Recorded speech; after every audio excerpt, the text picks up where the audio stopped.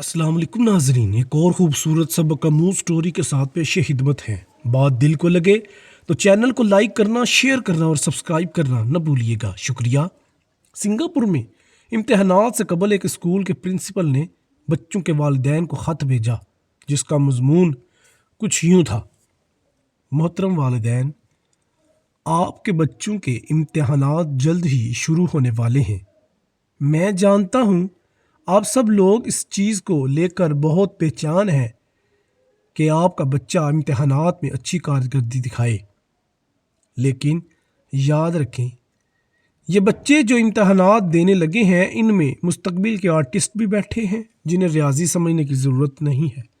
इसमें बड़ी बड़ी कंपनियों के तर्जुमान भी होंगे जिन्हें इंग्लिश, अदब और हिस्ट्री समझने की ज़रूरत नहीं।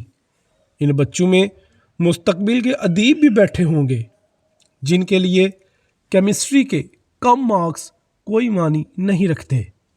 इनसे इनके मुस्तकबिल पर कोई असर नहीं पड़ने वाला। इन बच्चों में एथलीट्स भी हो सकते हैं जिनके फ़िज़िक्स के मार्क्स से ज़्यादा इनकी फ़िटनेस अहम है।